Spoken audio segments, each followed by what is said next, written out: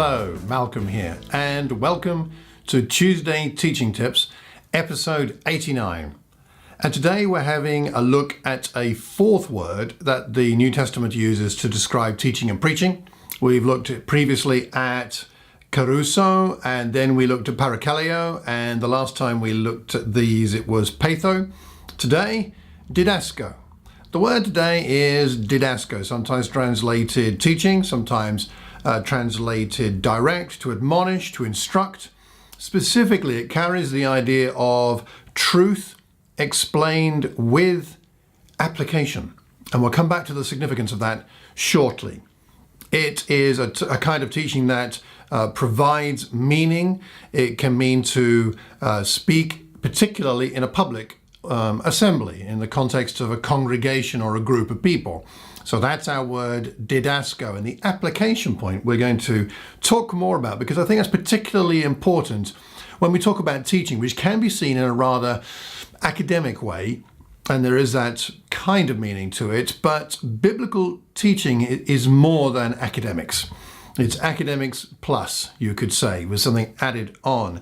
The word comes up 98 times in the New Testament in 91 different verses, so it's clearly a really important word to describe the way that the gospel is brought across to people, both those who to whom it is new and those who need further teaching in it once they've accepted it. So, didasko.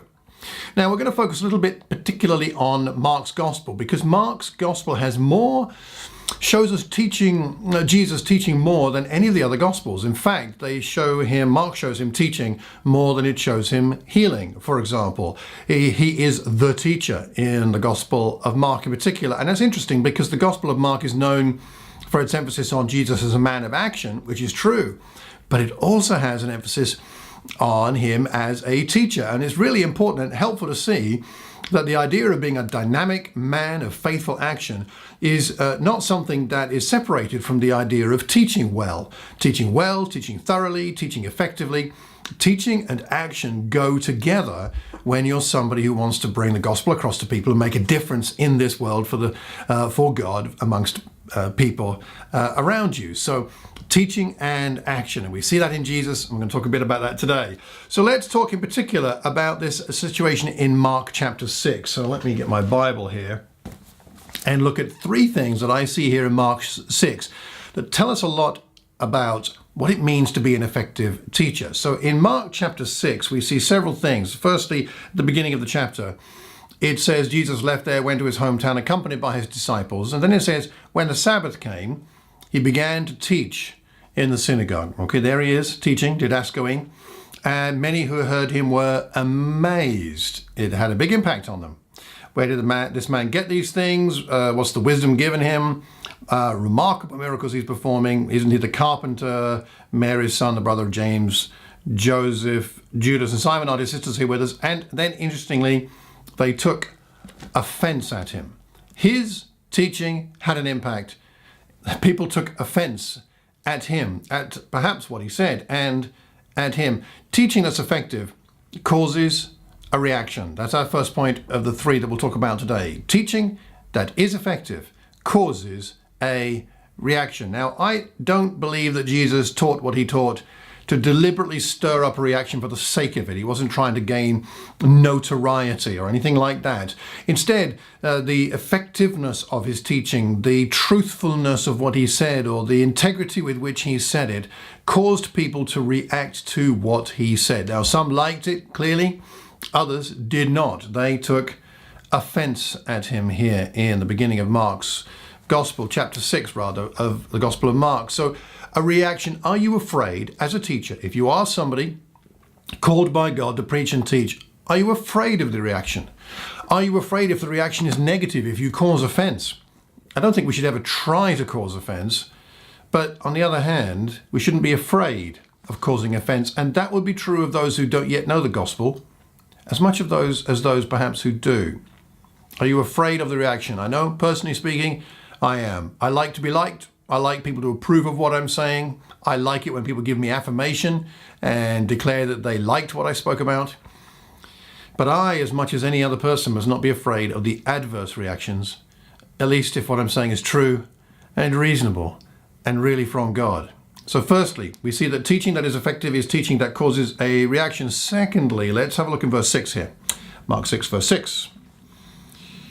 Jesus, this is the second half of verse 6, he went around teaching from village to village. The word didasko again there. Teaching from village to village, and then calling the 12 to him, he sent them out 2 by 2, gave them authority over impure spirits, and he gives them instructions. They go out and preach and they heal people. And then we get the interlude in Mark 6 of the situation with John the Baptist, who is then beheaded, sadly.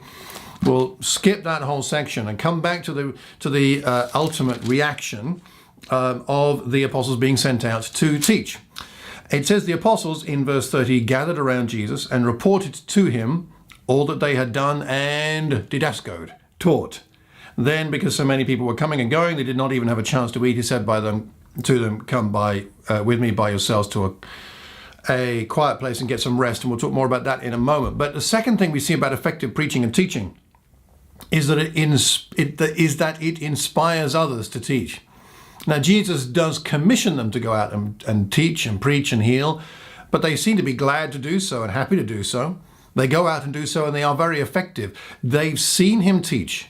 They've seen him teach effectively, and thus they go out with faith to teach. And there's a powerful positive reaction as many demons are cast out, many people are anointed, and they get healed. So effective teaching inspires others to teach. One of the goals should be of my teaching that I hope to inspire others to teach.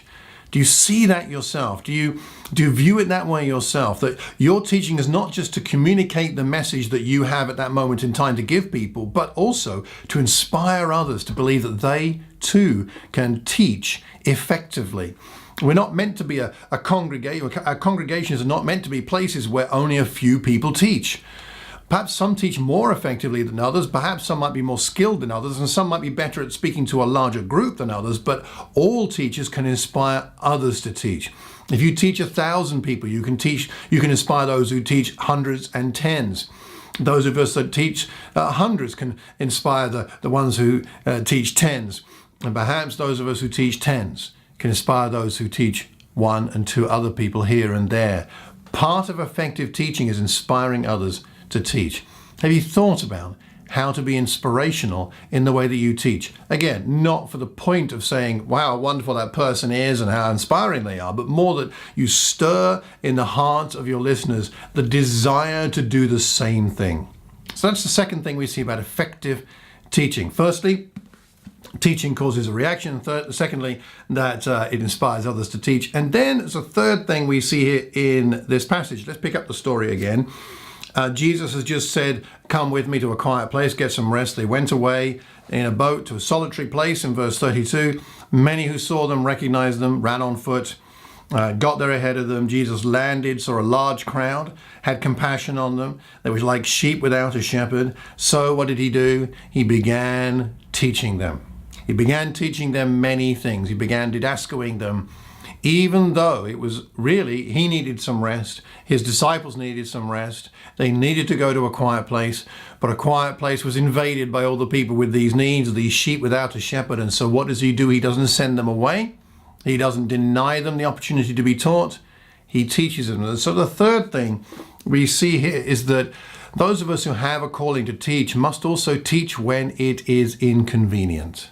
Effective teaching means teaching when the opportunity arises, when it presents itself, not just on a Sunday morning or a Sunday afternoon or a Friday evening or a Wednesday evening, but whenever we have the opportunity.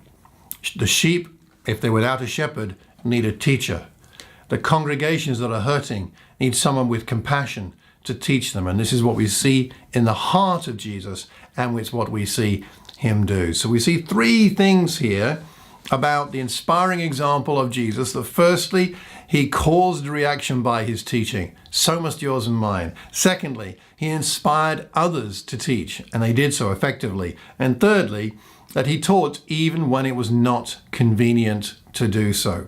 He saw the people, not just the page in front of him.